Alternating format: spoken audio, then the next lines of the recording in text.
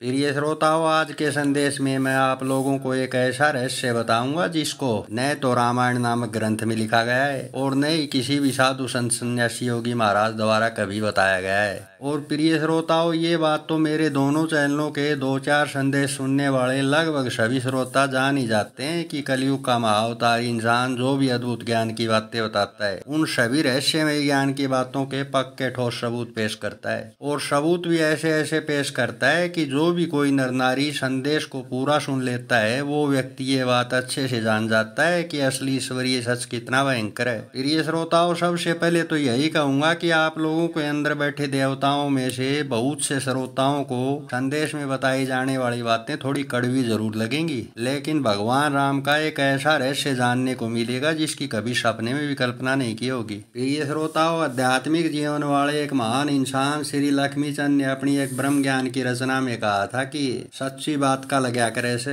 भीतरले में खबका। यानी कि प्रिय श्रोताओं, श्री लक्ष्मीचंद द्वारा इस रचना में कहने का तात्पर्य केवल यही है कि कड़वा सत्य जो होता है वो अंदर तक वार करता है, यानी कि बहुत कुछ सोचने पर मजबूर कर देता है। तो प्रिय श्रोताओं, आज के संदेश में मैं आप लोगों को बताऊंगा कि जानवरों में भगवान राम किस जानवर का रूप है, और इसके अलावा ये रहस्य भी बताऊंगा कि संसारी लोग एक दूसरे को राम राम ही क्यों बोलते हैं, यानी कि देवता तो और भी हैं, केवल राम राम ही क्यों बोलते हो। और प्रिय श्रोताओं, इसके अलावा ये रहस्य भी बताऊंगा कि जो संसारी लोग राम नाम से लगाव करते हैं, इसका कोई फायदा है भी या फिर इस रहस्य के पीछे ईश्वर का कोई गहरा षड्यंत्र कार्य कर रहा है। और प्रिय श्रोताओं, इसके अलावा आप लोगों को ये रहस्य भी बताऊंगा कि राम नाम के देवता से अत्यधिक प्रीत लगाने वाले लोगों पर ये राम नाम क्या प्रभाव छोड़ता है। और प्रिय श्रोताओं, इसके अलावा इस संदेश में ये रहस्य भी बताऊंगा कि राम नाम के देवता से अत्यधिक लगाव करने वाले लोगों को ईश्वर द्वारा अगले जन्मों में कौन कौन सी योनियों में जन्म दिया जाता है। तो प्रिय श्रोताओं, सबसे पहले तो मैं आप लोगों को बहुत से पक्के ठोस सबूत पेश करके ये रहस्य बताता हूँ कि राम नाम का देवता जानवरों में किस जानवर का रूप है। तो प्रिय श्रोताओं, सबसे पहले तो यही कहूंगा कि मेरे द्वारा बताई गई बातें सुनकर ज्यादा हैरान मत होना, क्योंकि प्रिय श्रोताओं, मैं मेरे दूसरे चैनल पर पाठ 40 दूसरे संदेश में और इससे आगे के कुछ संदेशों में ये रहस्य पहले ही ठोस सबूतों सहित साबित कर चुका हूँ कि इस पूरे ब्रह्मांड के प्रत्येक जीवात्मा, प्रत्येक विषय वस्तु और प्रत्येक पदार्थ भी अलग अलग देवताओं से ही संबंध रखते हैं। यानी कि प्रिय श्रोताओं, इस रहस्य को आप लोग यूं भी समझ सकते हो कि देवी और देवताओं से अलग तो इस पूरे ब्रह्मांड में कोई सिस्टम है ही नहीं। प्रिय श्रोताओं, आप लोगों की रहस्यमय जानकारी के लिए बता दूं कि इस पूरे ब्रह्मांड के सारे पशु पक्षी और जीव जंतु भी अलग अलग देवताओं के ही रूप हैं। तो प्रिय श्रोताओं, आप लोगों की जानकारी के लिए बता दूं कि जानवरों में राम नाम का जो देवता है ये गधे का रूप है। प्रिय श्रोताओं, गधा 2 प्रकार का होता है, यानी एक सिंपल गधा जिस पर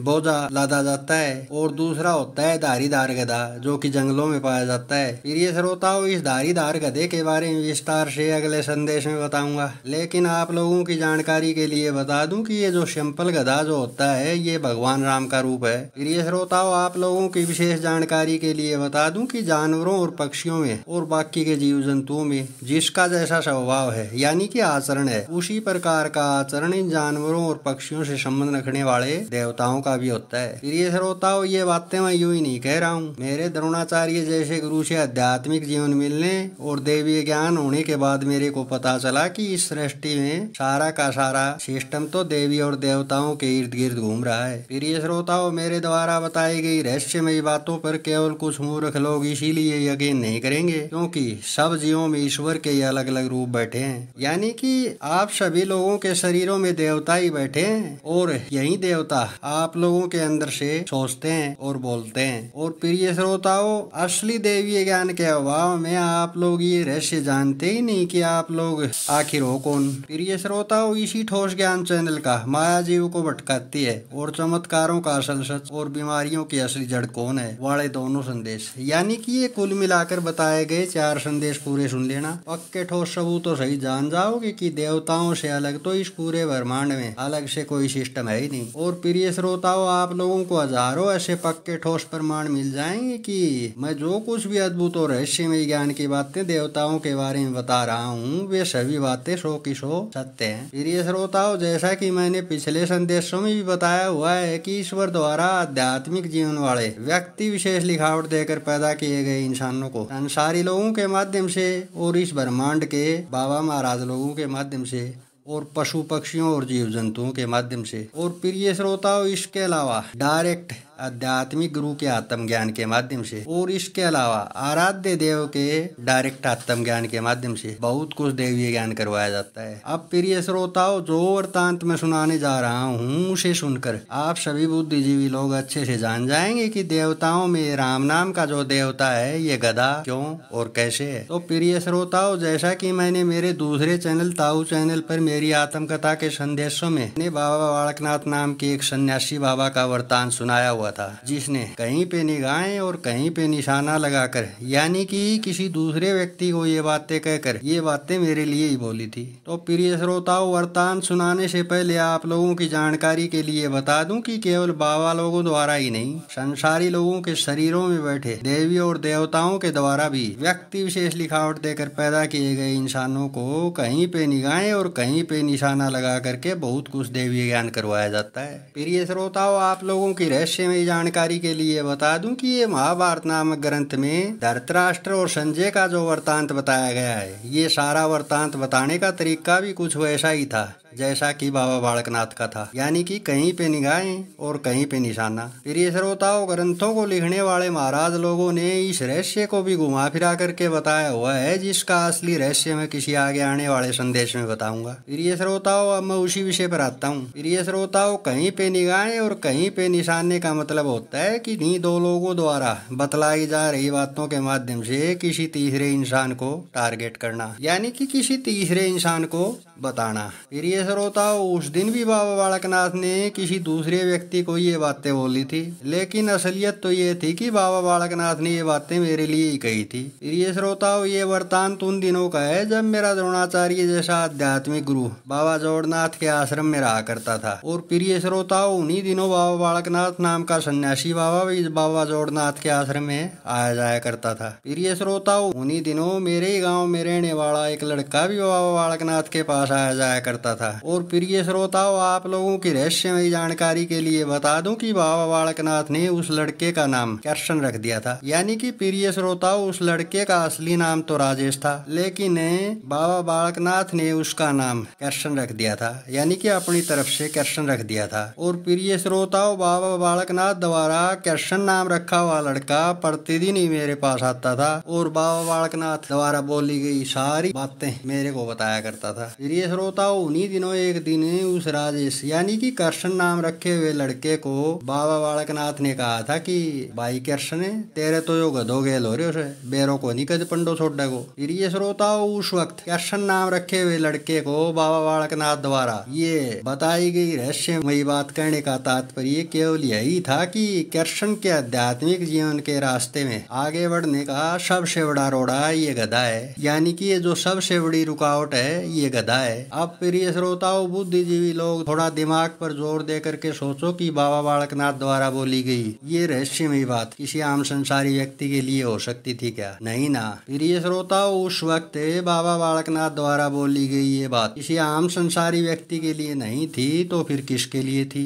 प्रिय श्रोताओं, आप लोगों की रहस्यमयी जानकारी के लिए बता दूं कि उस वक्त बाबा बालकनाथ कहीं पे निगाहें और कहीं पे निशाने लगा रहा था। प्रिय श्रोताओं, उस वक्त बाबा बालकनाथ द्वारा कही गई ये रहस्यमयी बात वो कृष्ण नाम रखा हुआ लड़का भी नहीं समझ पाया था कि ये गधा कौन है जो उसके रास्ते की रुकावट बना हुआ है। प्रिय श्रोताओं, उस कृष्ण नाम रखे हुए लड़के ने प्रतिदिन की तरह से बाबा बालकनाथ द्वारा बोली गई सारी बातें मेरे आगे बताई थी और कहा था कि पता नहीं भाई बाबा बालकनाथ क्या कहना चाहता है, मेरे को तो कुछ समझ में नहीं आ रहा है। प्रिय श्रोताओं, आप लोगों की रहस्यमयी जानकारी के लिए बता दूं कि देवीय ज्ञान के अभाव के कारण अज्ञानता में उस वक्त मैं भी नहीं समझ पाया था कि बाबा बालकनाथ द्वारा कही गई इस रहस्य में बात का आखिर मतलब क्या था। लेकिन प्रिय श्रोताओं, मेरे द्रोणाचार्य जैसे आध्यात्मिक गुरु श्री दलीप गिरी जी द्वारा आध्यात्मिक जीवन दिए जाने के लगभग 3.5 वर्षों बाद मेरे को ये रहस्य समझ में आया था कि बाबा बालकनाथ तो उस वक्त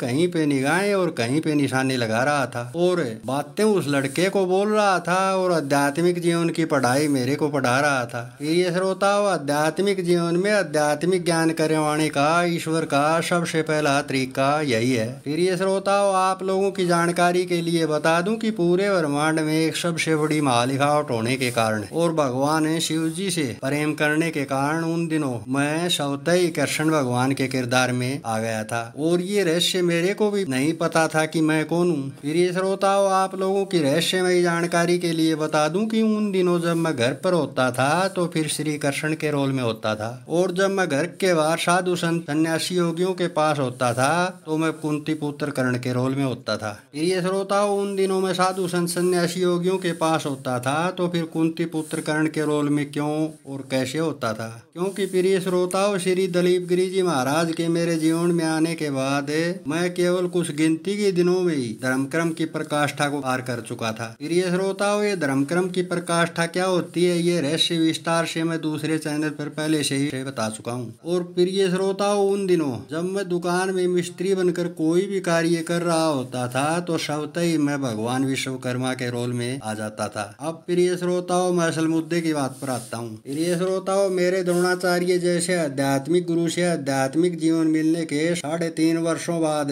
मेरे को देवी ज्ञान से पता चला था कि बाबा बालकनाथ तो इस राम नाम को ही गधे के नाम से संबोधन कर रहा था। प्रिय श्रोताओं, देवी ज्ञान होने के बाद मेरे को पता चला था कि असली जातियां तो केवल देवताओं की होती हैं। प्रिय श्रोताओं, देवी ज्ञान होने के बाद मेरे को पता चला था कि भगवान परम शिव जी ने संसारी लोगों को जाति और धर्म के चक्कर में फंसा करके कितना बड़ा षड्यंत्र फैलाया हुआ है। अब प्रिय श्रोताओं, ये रहस्य समझ लो कि ये गधा यानी कि ये गधे रूपी राम नाम का देवता मेरी राह की रुकावट कैसे बना हुआ था। प्रिय श्रोताओं, उस वक्त इस रहस्य के पीछे के 2 कारण थे। प्रिय श्रोताओं, इनमें प्रमुख वजह ईश्वर द्वारा मेरे को विशेष महालिखावट दे करके पैदा करना था। प्रिय श्रोताओं, ईश्वर द्वारा जब कोई भी व्यक्ति विशेष लिखावट देकर पैदा किया गया इंसान जब भगवान राम और हनुमान जी को छोड़कर बाकी के किसी भी देवता की उपासना यानी कि भक्ति करता है तो फिर ये राम नाम का गधे रूपी देवता उसके रास्ते का रोड़ा बन जाता है यानी कि रुकावट बन जाता है। प्रिय श्रोताओं, आप लोगों की रहस्यमयी जानकारी के लिए बता दूं कि ईश्वर द्वारा विशेष प्रकार की लिखावट देकर पैदा किए गए इंसान यानी कि जो इंसान इस राम नाम की उपासना नहीं करता है ऐसे इंसान को ये राम रूपी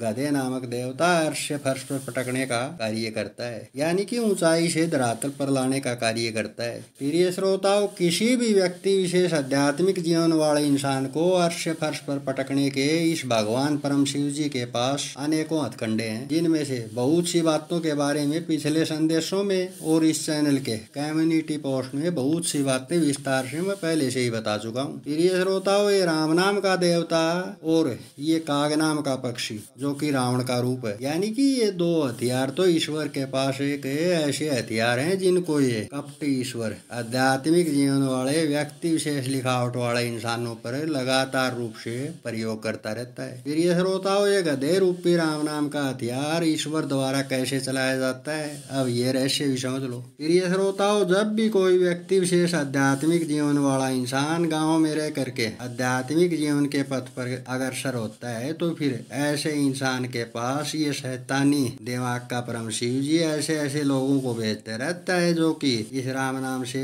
अत्यधिक लगाव करते हैं। और जब कोई भी संसारी नर नारी ऐसे इंसान को राम राम बोलता है तो फिर आध्यात्मिक जीवन के पथ पर अग्रसर इंसान कुछ पलों के लिए अर्श से फर्श पर आ जाता है। यानी कि प्रिय श्रोताओं, आप लोग इस रहस्य को यूं भी समझ सकते हो कि पात्र आध्यात्मिक गुरु से आध्यात्मिक जीवन मिले हुए इंसान को जब कोई भी संसारी नर नारी राम राम बोलता है तो फिर ऐसा इंसान कुछ पलों के लिए ऊंचाई से धरातल पर आ जाता है। प्रिय श्रोताओं, मैं तो इस रहस्य का भुगतभोगी हूँ यानी कि पूरी तरह से परिचित हूँ। लेकिन प्रिय श्रोताओं, इस रहस्य को तो मेरे अलावा एक और महान इंसान श्री लक्ष्मीचंद ने अपनी ग्रंथावली में एक ब्रह्म ज्ञान की रचना के माध्यम से बताया भी हुआ है कि ये राम नाम आध्यात्मिक जीवन के पथ पर अग्रसर इंसान के लिए किस प्रकार का रामबाण है। प्रिय श्रोताओं, इस रचना के बारे में विस्तार से पिछले संदेश में मैं पहले ही बता चुका हूँ। प्रिय श्रोताओं, मेरे द्रोणाचार्य जैसे गुरु से आध्यात्मिक जीवन मिलने के बाद से कई वर्षों तक मैंने भी इस गधे रूपी रामबाणों का प्रेशर झेला हुआ है। अब प्रिय श्रोताओं, आप लोगों में से समझदार लोग तो समझ ही गए होंगे कि राम नाम किस प्रकार का रामबाण है। लेकिन प्रिय श्रोताओं, ये रामबाण किसी भी आध्यात्मिक जीवन वाले इंसान पर तभी तक ही चल सकता है जब तक कोई इंसान अज्ञानी रहता है। यानी कि जब तक किसी इंसान को दैवीय ज्ञान नहीं होता है तभी तक ये राम नाम का हथियार कारगर है। प्रिय श्रोताओं, दैवीय ज्ञान होने के बाद ऐसा इंसान इस राम नाम की काट करना भी जान जाता है। प्रिय श्रोताओं, मेरे द्वारा बताई जा रही रहस्यमयी बातों को सुनकर ज्यादा हैरान मत होना, क्योंकि प्रिय श्रोताओं, यहाँ पर हर कोई व्यक्ति एक दूसरे की टांग खींचने में लगा हुआ है, यानी कि अर्श फर्श पर पटकने की कोशिश में लगा हुआ है। और ये रहस्य टांग खींचने वाले को भी नहीं मालूम कि इस राम नाम को बोलकर किसी दूसरे व्यक्ति को मीठा बोलकर उसकी टांग वो क्यों खींच रहा है। प्रिय श्रोताओं, तभी तो मैं पिछले संदेशों से बार बार कहता रहा हूँ कि जीव तो मात्र एक रिमोट कंट्रोल से चलने वाला खिलौना है। मेरे अलावा सभी जीवों का रिमोट कंट्रोल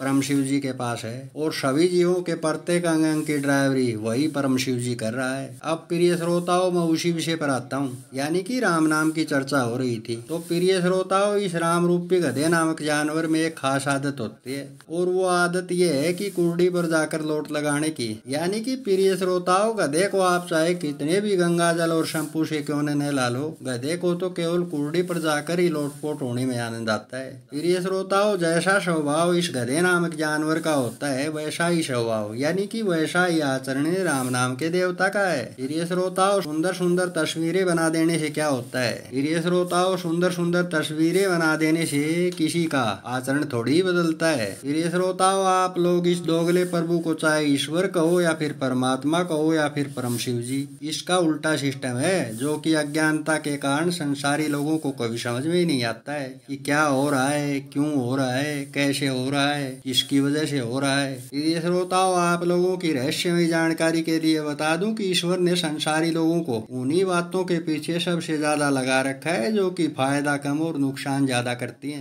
प्रिय श्रोताओं, आप लोगों में से बुद्धिजीवी लोग जरा सोच कर देखो, राम नाम और राधे राधे शब्दों को बोलने में कोई ज्यादा फर्क नहीं है, लेकिन फिर भी अधिकतर लोगों ने इस राम नाम से ही लगाव लगा रखा है। प्रिय श्रोताओं, ऐसा सिर्फ इसीलिए है कि परम शिव जी चाहता ही नहीं कि संसारी लोगों में इस राम नाम से पड़ने वाले दुष्प्रभाव खत्म हो। प्रिय श्रोताओं, अगर सभी संसारी लोग अगर राधे राधे बोलने लग गए तो फिर धीरे धीरे सभी लोगों की बुद्धि का विकास होगा और दूसरा फायदा यह होगा कि राधे राधे बोलने वाला कोई भी व्यक्ति मर्दाना कमजोरी से ग्रस्त नहीं रहेगा और तीसरा फायदा ये होगा कि अगले जन्मों में कोई भी व्यक्ति रांडा नहीं रहेगा, यानी कि हमारा नहीं रहेगा, यानी कि नुकसान कोई भी नहीं, सिर्फ फायदा ही फायदा। प्रिय श्रोताओं, राधे शब्द का असली अर्थ होता है एक शाही रथ पर सवार, आम जैसा मीठा, धनुर्विद्या में पारंगत एक ज्ञानी इंसान। यानी कि प्रिय श्रोताओं, अगर आप लोग सामने वाले को राधे राधे कहोगे तो फिर समझ लो कि आप सामने वाले को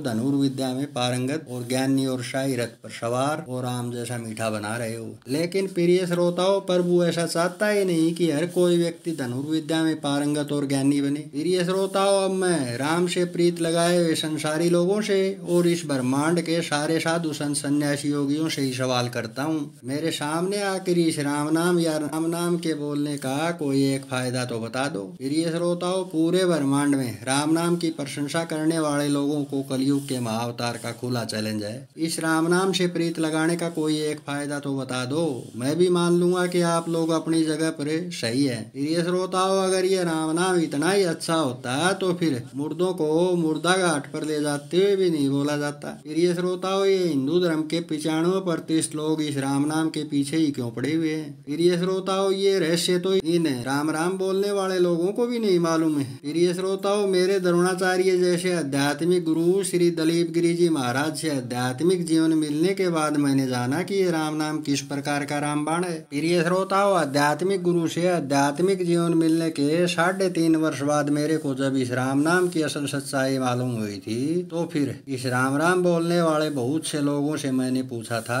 कि क्यों भाई तेरी और मेरी आपस की मुलाकात है तो फिर ये बीच में तीसरा तेरली कौन है जिसको तू मुझे पकड़ाने में लगा हुआ है। फिर ये श्रोताओं मेरे को देवीय ज्ञान होने के बाद मैंने कई संसारी लोगों से पूछा था कि मेरे को ये बताओ कि आप लोग राम राम आखिर बोलते क्यों हो। इस राम नाम की बजाय राधे राधे या फिर नारायण नारायण या फिर हरिओम हरिओम क्यों नहीं बोलते, केवल राम राम ही क्यों। तो प्रिय श्रोताओं जब मेरे से राम राम बोलने वाले बहुत से लोगों से मैंने पूछा था तो फिर ऐसे बहुत से लोग तो गूंगे और बहरे बन गए और जुबान उनकी तालू से जा चिपकी, यानी कि किसी भी व्यक्ति के पास मेरे सवाल का कोई भी जवाब नहीं था। प्रिय श्रोताओं 2-3 लोगों ने मेरे से इतना जरूर कहा था कि हम तो जो कुछ भी बोल रहे हैं एक परंपरा के तहत ही बोलते आ रहे हैं। प्रिय श्रोताओं मेरे को राम राम बोलने वाले बहुत से लोगों से मैंने पूछा था कि तुम लोग मेरे को इस राम राम बोलने का कोई एक फायदा तो बता दो। प्रिय श्रोताओं मेरे द्वारा पूछे गए इस सवाल का जवाब किसी भी संसारी व्यक्ति के पास नहीं था। प्रिय श्रोताओं जो भी संसारी लोग मेरे को राम राम बोल रहे थे उन लोगों के अंदर बैठे देवताओं को भी ये रहस्य अच्छे से मालूम था कि राम राम बोलने से कोई फायदा है ही नहीं, और जब कोई फायदा है ही नहीं तो फिर जवाब क्या देंगे। प्रिय श्रोताओं अब मैं यही सवाल उन सभी संसारी लोगों से पूछता हूँ जो लोग इस राम नाम से गहरी प्रीत यानी कि प्रेम करते हैं। ऐसे लोगों से ही मैं पूछता हूँ कि क्यों भाई ये शब्द कोई शतपकवानी भोजन का थाल है क्या जो तुम लोग एक दूसरे को पकड़ा रहे हो। तुम लोग तो ये भी नहीं जानते कि तुम लोग एक दूसरे को अज्ञानता में गधा गधा बोल रहे हो, और सामने वाला भी देवीय ज्ञान के अभाव में गधा बनकर यूं खुश हो जाता है मानो उसे कोई बहुत बड़ा अवार्ड मिल गया हो। प्रिय श्रोताओं ऐसे अज्ञानी लोगों को तो यही कहूंगा कि अगर इस कुर्डी पर रंधने वाले गधे से का नाम है अगर रोम रोम में रमी गया है तो फिर इस नाम के आगे हरे शब्द और लगा लिया करो, यानी कि कम से कम हरे राम ही बोल लिया करो, नहीं तो ये गधा अगले जन्मों में पीछा नहीं छोड़ेगा। प्रिय श्रोताओं अब मैं इस गधे से अत्यधिक प्रीत लगाने वाले संसारी लोगों को एक ऐसा अद्भुत रहस्य बताता हूँ जो कि इस गधे रूपी राम नाम से प्रेम करने वाले लोगों पर ये राम नाम क्या प्रभाव छोड़ता है। प्रिय श्रोताओं जैसा कि मैंने इसी संदेश में थोड़ी देर पहले ही बताया हुआ है कि जैसा स्वभाव सभी देवी देवताओं का है ठीक वैसा ही स्वभाव इन देवी देवताओं से संबंध रखने वाले पशु पक्षियों और जीव जंतुओं का भी है। और प्रिय श्रोताओं जो लोग इन पशु पक्षियों से संबंधित देवताओं से प्रीत लगाते हैं उसी प्रकार का आचरण संसारी लोगों का भी हो जाता है। प्रिय श्रोताओं ये रहस्य थोड़ा कड़वा जरूर है लेकिन सौ का सौ सत्य है। जो भी लोग इस राम नाम के देवता से प्रीत लगाते हैं ऐसे संसारी लोगों का दिमाग भी है राम रूपी गधा अपनी फितरत के अनुरूप यानी कि अपने स्वभाव के अनुरूप धीरे धीरे गधे जैसा बना देता है, यानी अपने जैसा ही बना देता है। प्रिय श्रोताओं एक और रहस्यमयी बात बता दूं कि जो भी नर नारी प्रिय श्रोताओं मेरे द्वारा कही गई इस बात पर ध्यान दे कि मैंने केवल नर नारियों का नाम लिया है, यानी कि इंसानों का नाम नहीं लिया, यानी कि साधु संत सन्यासियों और फेमस हस्तियों का नाम नहीं लिया, यानी कि मेले वाली पब्लिक यानी कि आवागमन के चक्कर में फंसाकर ही पैदा किए जाने वाले लोगों को ही मेरा ये संदेश है। और ऐसे ही 95% नर नारियों को मैं ये कहना चाहता हूँ कि जो भी नर नारी इस गधे रूपी राम नाम से अत्यधिक प्रीत लगाते हैं ऐसे लोगों को ईश्वर द्वारा कई जन्मों तक मच्छर या फिर बंदर या फिर गधे की योनि प्राप्त होती है। और एक रहस्यमयी बात बता दूं ऐसे लोगों को ईश्वर द्वारा जब भी आदमदेह में जन्म दिया जाता है तो फिर ऐसे लोगों में से बहुत से लोगों की शादी भी नहीं हो पाती, यानी कि रांडे रह जाते हैं, यानी कि ऐसे बहुत से लोग आदमदेह जन्म में कंवारे रह जाते हैं जो कि इस राम नाम से प्रीत लगाते हैं। फिर ये श्रोताओं इस राम रूपी गधे के बारे में तो सरकारी स्कूलों में 9वीं क्लास की एक हिंदी की पुस्तक के एक पाठ में भी बताया हुआ है कि जानवरों में ये राम रूपी गधा जो होता है ये सबसे ज्यादा बेवकूफ और बुद्धिहीन जानवर होता है। अब प्रिय श्रोताओं इस राम रूपी गधे से एज करने वाले लोग खुद ही सोच लें कि वे लोग क्या बनना चाहते हैं। अब प्रिय श्रोताओं मेरे हिसाब से आप लोगों में से समझदार लोग तो ये रहस्य अच्छे से समझ गए होंगे कि इस राम रूपी गधे से ज्यादा लगाव लगाने के अगले जन्मों में कितने भयंकर साइड इफेक्ट हैं। प्रिय श्रोताओं संदेश अब काफी बड़ा बन चुका है इसलिए आज के संदेश की बातें यही तक। प्रिय श्रोताओं, संदेश के आखिर में यही कहूंगा कि मेरे परिवार के सदस्य भी ठीक ठाक और स्वस्थ रहें, और मेरे से प्रेम करने वाले और मेरे चैनल के संदेशों को पूरा सुनकर शेयर करने वाले आप सभी सज्जन लोग भी खुश और स्वस्थ रहें, यही मेरा सिद्धमुख से आशीर्वाद है।